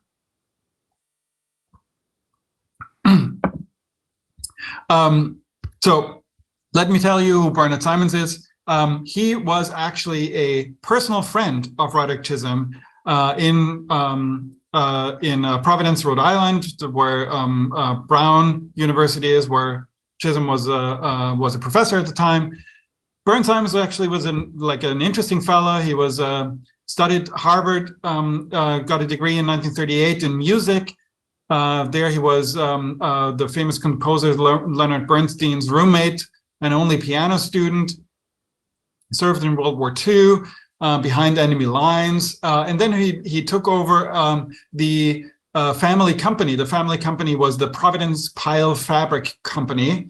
And they made upholstery fabrics. So fabrics that you would cover chairs and sofas with.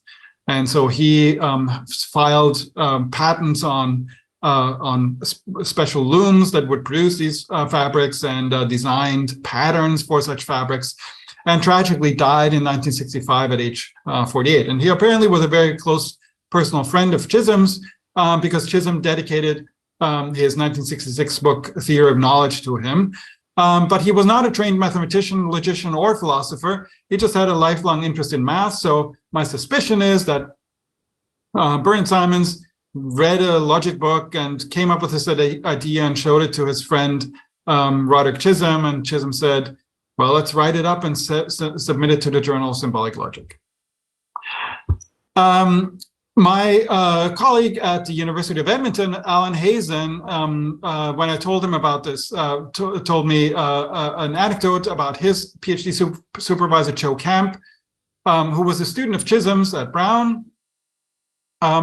And Joe Camp, quote, once recounted that Chisholm in lectures would sometimes do formal proofs on the board in ways that horrified logicians in the audience.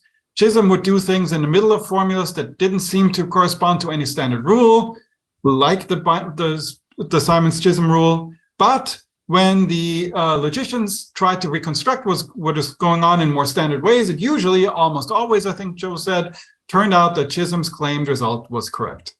So, although Chisholm apparently never referred to this result in print, nor did anyone else, he apparently did use it in his classroom teaching. Okay, so what does it have to do with the resolution rule?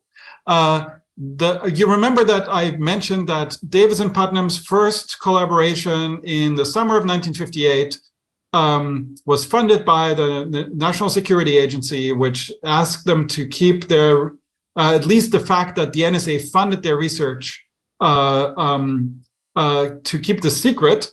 And Davis and Putnam did write a report, which was never actually published. So there are as far as I know, 5 copies in various libraries, and it's also published in a festschrift from Martin Davis. And this report actually contains first the Davis and Putnam method that I already described, but it also contains a separate proof method that is based on the Davis and Putnam rule, not just incidentally. So they didn't just happen to find that rule, but they actually made reference to the Simons and Putnam, Simons and Chisholm paper. So, for instance, if you have you can come up with another proof system that shows that formulas in propositional in conjunctive normal form are unsatisfiable, not by using the DPLL rules, but just by applying the Simons-Chisholm rule, right? There's one thing that you have to do. You can't do it you can't apply it to the entire conjunctive normal form. You have to allow to apply it to 2 or more clauses in your conjunctive normal form, right? So for instance, here's a way of proving that the formula P or Q and not P or not Q and P or not Q and not P or Q is unsatisfiable according to Davis and Putnam's version of the Simons-Chisholm rule. So they took the Simons-Chisholm rule and turned it into a proof rule that shows that formulas in propositional in conjunctive normal form are unsatisfiable. So first you take 2 of the conjuncts in your conjunctive normal form and apply the Simons-Chisholm rule to it, right? And as you've probably noticed, if you take 2 premises and apply the Simons-Chisholm rule to it, you're allowed to eliminate 1 complementary pair. And that means that applying the Simons-Chisholm rule to 2 premises is exactly binary propositional resolution. So you apply it to P or Q and P or not Q. The result is P or P, or simply just P by itself. And you add this as a new clause to your conjunctive normal form, right? So you're not replacing the conjunctive normal form by a different one, the way that the DPLL method and the Davis-Putnam method do, but you take a set of clauses, you apply the Simons-Chisholm rule to it, you get new clauses, and then you apply the Simons-Chisholm rule to the resulting set of clauses and so on until you get to the empty clause. In this case, you would apply the Simons-Chisholm rule to the remaining 2 clauses. You get not P by itself. Now you have 2 new clauses that you can apply resolution to, or the Simons-Chisholm rule, and you get the get P and not P from P not P, and that's unsatisfiable. So you've shown that your formula implies an unsatisfiable formula that makes it unsatisfiable itself. All right. So Davis and Putnam did this. It's not quite resolution, but it is something much closer to it. So the Davis-Putnam method, remember, converts a whole conjunctive normal form, but resolution just adds new clauses until the empty clause is produced, right? So in this way, resolution is like the Davis-Putnam proof method based on Simons and Chisholm's rule that I just described. And it also uses only a single inference rule like the Simons-Chisholm rule, right? So, another similarity between the Simons-Chisholm rule or the forgotten Davis-Putnam proof procedure and resolution is that it requires a non-trivial completeness proof, because you're not just using rewrite rules that turn your formula into an equivalent one that has fewer atomic formulas in it. So it's all that's required is just to sort of observe that by applying the rules, your formulas become shorter or have fewer atomic formulas. And when you have 0 atomic formulas, then you're at the empty conjunctive normal form, and then you know that that your formula is satisfiable, right? So the combinatorial, right? So this is what's different between binary resolution and the other approaches, right? But combinatorial explosion is still a major problem, right? Because now you're not replacing clauses in your conjunctive normal form, you're adding new clauses. So your set of clauses becomes larger overall. And the hope is that some of the clauses that by having more clauses available, you will be able to find shorter clauses more quickly, and eventually an empty clause, which will show that your formula is unsatisfiable. And in fact, progress on automated theorem proving, resolution theorem proving after 1965 was made especially, or in particular, by identifying strategies for doing this to avoid the unnecessary proliferation of more and more clauses. I should probably slowly get to the end here. I did have something to say about resolution for first order logic. I probably won't be able to give you like my planned introduction to the resolution calculus. I assume as many of you, I assume, are philosophers, so you may not have seen it, so it might be something interesting. But the important thing is that and I mentioned this before, right? So that the resolution calculus that Alan Robinson described in 1965 used the binary resolution rule, but it did this not for not mainly because the binary resolution rule is the resolution rule as Robinson described it. The resolution rule that Robinson described is actually much more complicated and includes the so-called unification algorithm. It's not a rule that works on propositional formulas. It doesn't show propositional unsatisfiability. The propositional binary resolution rule is only used to prove that the resulting system is complete, right? And you don't actually use binary propositional resolution. So, but I think it's likely that Robinson got the idea or was pointed in the direction of developing his own approach, namely factoring, unification, and first order resolution on the basis of two pieces of influence. One is, if not the Davison-Putnam report on the Simonson-Chisholm rule itself, at least a later paper by Putnam from 1963, where Davis observed that if you have a conjunctive normal form, the only way for it to be unsatisfiable is if there is sort of a network of complementary literals. A network of complementary literals, which basically amounts to the fact that binary resolution applied many, many times will eventually end in the empty clause, right? So from this paper, which I now unfortunately don't have time to describe in detail, it's a likely avenue of inquiry might have been suggested to Robinson to look for something like resolution, except do it at the first order level. And why do it at the first order level? Because remember, there are two sources of complexity for finding Herbrand proofs. One is the complexity that results from trying to show that something is propositionally unsatisfiable, right? And we've seen now 6 different ways of doing that. The other one is because you need to find the substitutions that make your conjunction of instances unsatisfiable in the first place.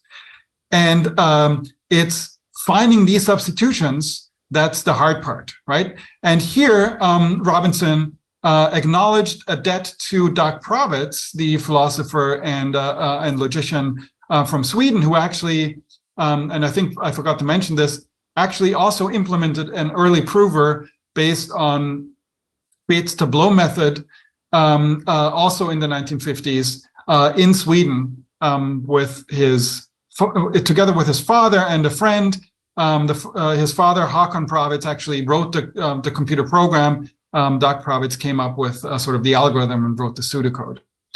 Okay, so let me just highlight again, right? So this is the other thing that I promised. How many of these people were actually philosophers? And Robinson, who invented the resolution method, himself was a philosopher. He got a degree in classics from the University of Cambridge in '52, and then came to the United States, first receiving an MA in philosophy from the University of Oregon under Arthur Papp, who would later on be an important second-generation logical positivist, and then finally a PhD in Princeton under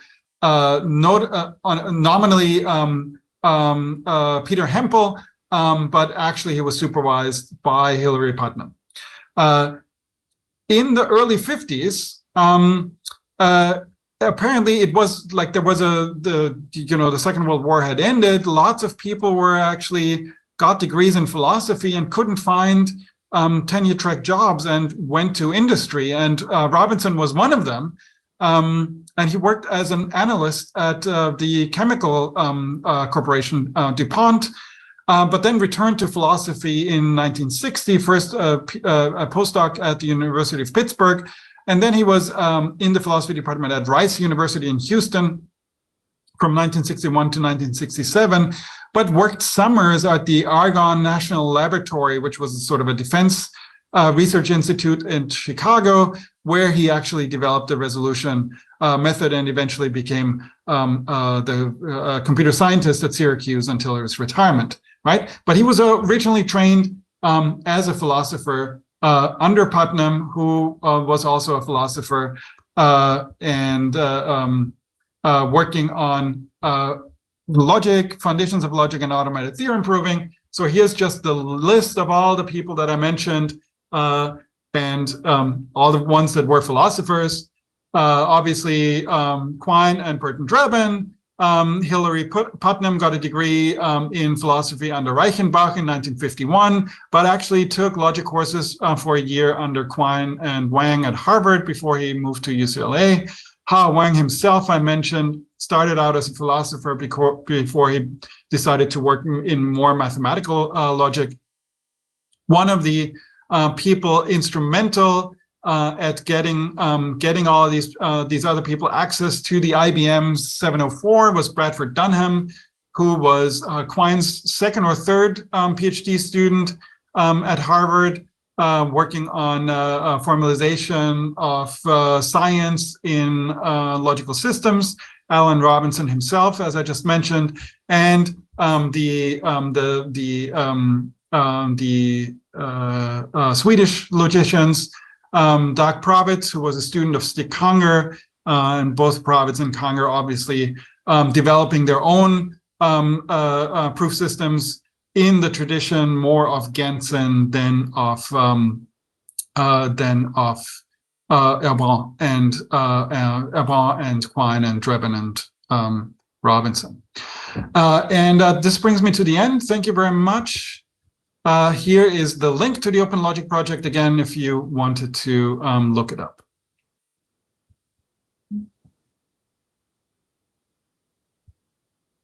Okay, thanks for speaker. Very informative, wonderful lecture. Okay, now let's give time to our interlocutor, Dr. Tia Bo. Thank you. It is my comments toward Professor Zach's talk. Professor Zach's talk provides us with a brief historical overview of automatic reasoning from Leibniz to the 1960s. Then Professor Zach discussed the historical background and the development of several proof methods, such as one-house prover methods, Hebrand's prover methods, and the famous David Putnam methods. Professor Zach also provided us with an introduction to the origin of resolution methods and made a comparison between David Putnam method and the resolution method. So in this talk, Professor Zhang showed us a very clear picture about the development of many famous algorithms in automatic reasoning, not only to logicians, but also to philosophers. My question is that in the history of logic, the development in proof theory is somehow inspired by the Hilbert program, but on the other hand, people's evaluation toward Hilbert's program may also change along with my development in proof theory. I am curious about what is the impact of the achievements in automatic theorem proving you mentioned today on the evaluation toward Hilbert's program. Thank you. That is a sort of an interesting and complicated question. I think one of the things that I think come out of historical investigation of sort of who was working on what, when, and for what reasons, shows that probably the importance of Hilbert's program is not the main reason why Hilbert's program is important, in my view, is that it generated important, let's call them mathematical questions that have resulted in important mathematical discoveries. I mean, of course, these mathematical discoveries are also philosophically important and so on, right?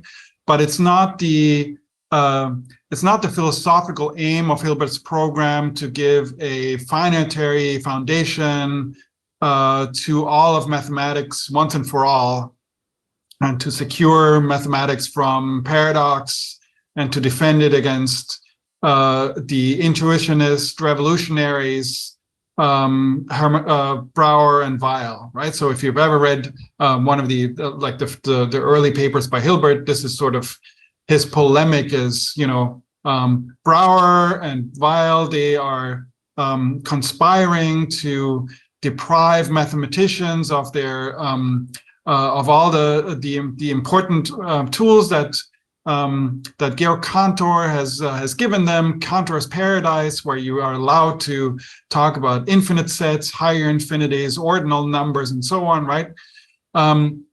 So that philosophical project, I think, more or less has to be admitted, it has been a failure, right?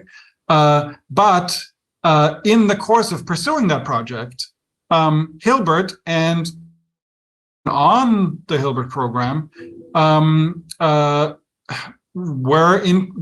raised important mathematical questions, solved these mathematical questions by proving important theorems, and also generated important concepts, right? So there's a lot to mathematical and philosophical progress that's not measured in results proved, but definitions properly defined, right?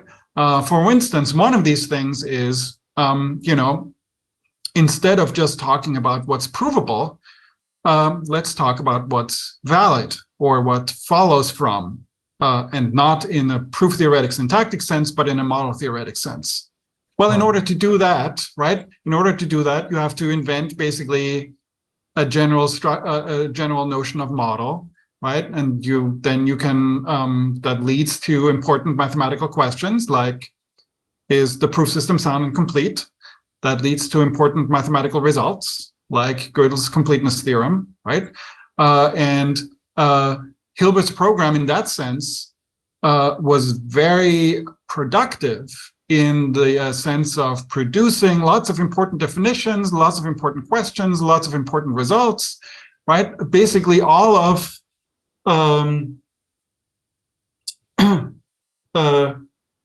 probably half of the logic in the 1930s, 40s, and 50s is the result of Hilbert's program, right? The other half being work in the service of probably set theory and Tarski's projects, which were more algebraic and sort of oriented towards actual mathematics, right? But all of the sort of the elementary, like what we take to be sort of the important big conceptual advances of the 20s and 30s, like proof systems, soundness completeness theorems, decision problems, Turing machines, undecidability results, right? That's all really done because Hilbert had this philosophical research project, right? Right. I mean, for instance, Turing's paper, right, has it in the title, right?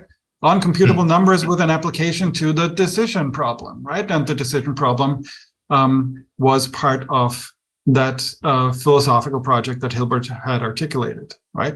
And once you have a lot of tools at your disposal, once you have sequent calculus, natural deduction, right, then you can go on and do other things. You can do sequent calculus for modal logic. You can do automated theorem proving, right? And automated theorem proving, of course, sort of developed, or this sort of the resolution calculus gave way to logic programming. It was very important in the 1980s and early 90s with the 5th generation project in Japan.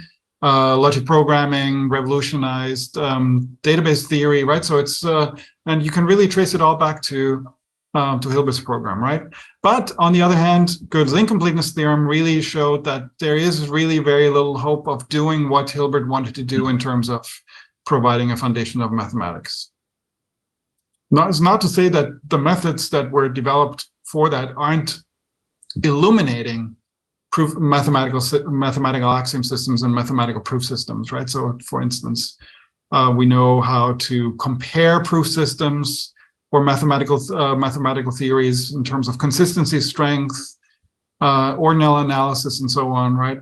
But these are not, right? So these are, I think, important, also philosophically important, right? But they're not solutions to the aim that Hilbert had set in the beginning. Thank you. Okay, have you finished, Calvo? Yes, I have finished my question. I think we should leave more time to other audience. Okay, all others are welcome to ask questions if you have.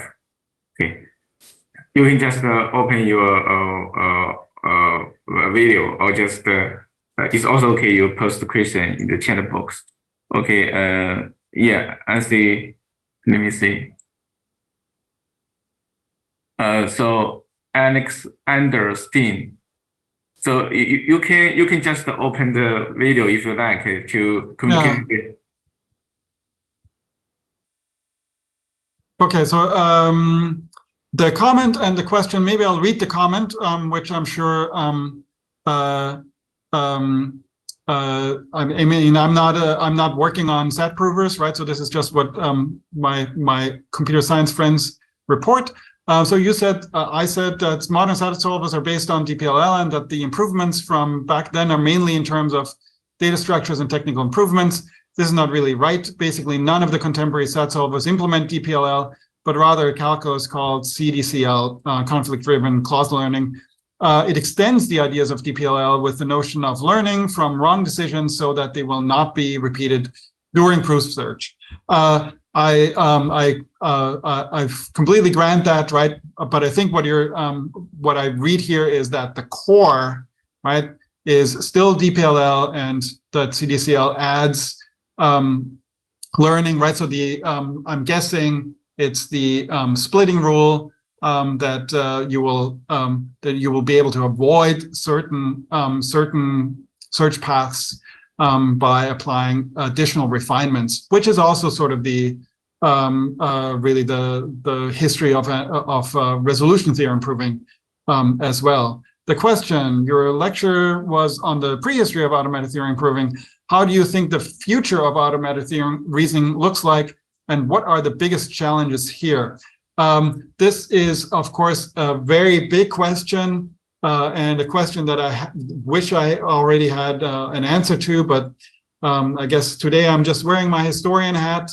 The future of automated reasoning is not the history. But what I can say is I think that what's not just philosophically most interesting, but also mathematically most interesting is not so much the automated reasoning, but the computer-aided theorem proving and theorem verification. So I think what we're seeing now is sort of I wouldn't say necessarily a breakthrough, but it does seem like there is sort of a critical mass of people working on computerized mathematics in the sense that it's actually formalized and that proofs are verified by computer, right? So the most famous example, of course, is the homotopy type theory project, right? But there are very old projects that are doing the same kind of thing. And what I find is interesting is that many of that are used in one of the, like on the math side, on the math theorem proving side, come from programming language theory, and I'm sure there's that's sort of where future advancements will be. I think will be in this area that the mathematicians and the computer scientists will once again sort of work together, right? Sort of in the sense that in a sense in which they may not have been working together sometimes in the past, maybe in the 70s, right, where different communities, on the one hand the logicians, on the other hand the computer scientists, were rediscovering things like the Curry-Howard isomorphism and so on. So I know this is not very satisfying because I don't really have a lot of experience or knowledge about the current state or the future state.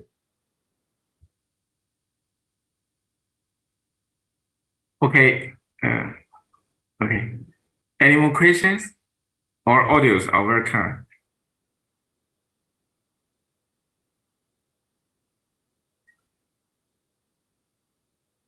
Okay. I have some question in mind. My first question is related to just the question from the audience. It seems that automated theorem proving is kind of popular today. And yeah, could you say something about the current state of this field? And do you think there is some limit of automatic theorem proving? How do you think of it? Yeah, that's my first question. My second question is that yeah, maybe some our audience are from the philosophy background, and you talk about the prehistory of. You show that the prehistory of automatic theorem proving is rooted in some philosopher that's Quine and his student work. So natural question also I'm curious about the is that for Quine and his students, the idea and is there any philosophy background of philosophical motivation of Quine and his students' idea on the automatic theorem proving? Yeah.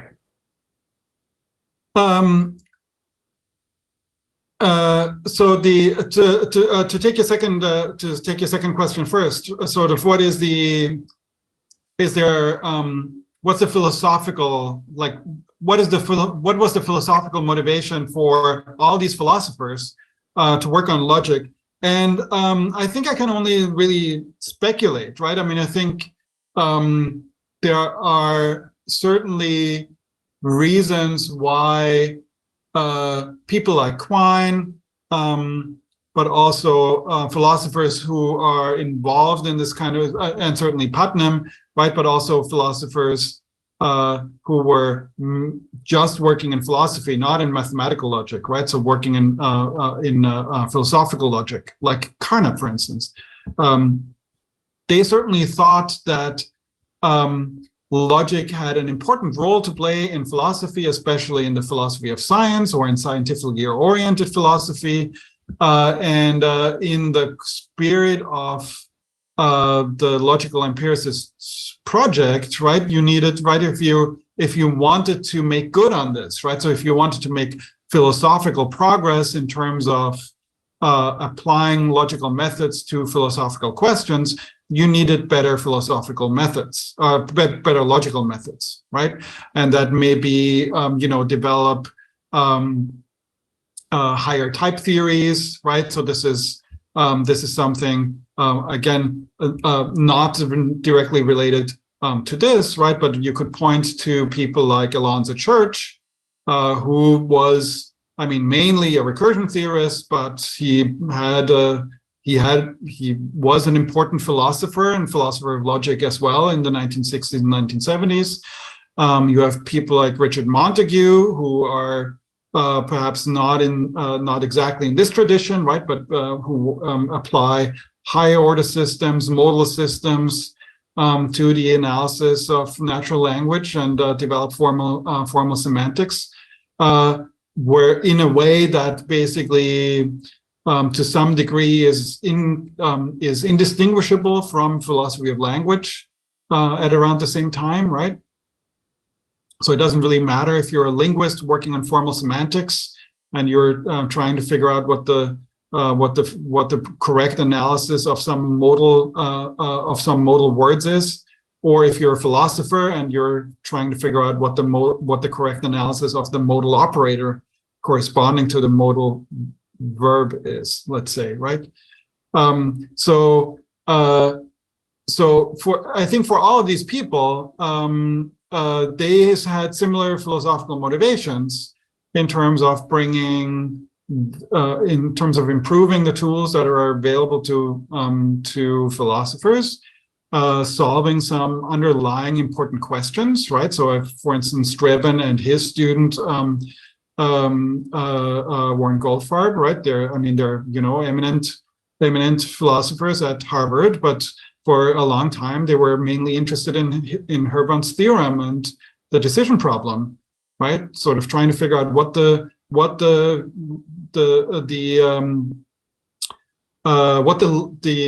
dividing line is between what's decidable and undecidable, right? And I don't know if this is. I think this has perhaps gone out of fashion on the one hand. Perhaps on the other hand, it has not paid off as much as people back in the 50s and 60s were hoping. So philosophers nowadays might think, well, okay, modal logic, that's still interesting for philosophers, but why should philosophers care about decidable cases of the decision problem? Well, perhaps they don't. Maybe it's just sort of turned into a mathematical or a standalone discipline after the philosophers have sort of done their work. They've clarified the notions and distinguished some concepts, and in the words of Sidney Morgenbesser, right? And once you've clarified the notion of consequence and distinguished between syntactic and semantic consequence, then it's now up to prove that soundness and completeness holds, and so on, right? So I think this is all I can say about the second question. The first question, I think already in response to Alex. Unfortunately, I'm not really an expert on sort of what's happening now in computer-aided theorem proving, but I do again think that this is a very important area for not just for mathematics, but for the philosophy of mathematics. It's sort of like throughout history of mathematical foundations, there were always sort of periods where people thought, oh, now formalization is really going to take off, and it's going to be super important to know which exact system you're formalizing things in. Maybe now, after 10 years of homotopy type theory, maybe it really is going to become sort of a commonplace in mathematics to a degree where it's not just some some niche set theorists who are interested in something, and some philosophers of math who are interested in the niche set theorists, but we're actually doing something that's mainstream mathematics, and it's ripe for philosophers of mathematics, for instance, to look at that. I'm not yet that, or at least not yet that, that kind of philosopher. Okay, thank you. Yeah, we have run out of time, so now let's thank the speaker for this very informative and wonderful lecture again. Also, we thank our audience, and also thank our people who are asking the questions. Okay, that's all for our lecture, and thank you everyone, and have a nice day. Okay. Yeah. Thank you all for your interest, and thanks again for inviting me. It was a great pleasure and honor. Okay.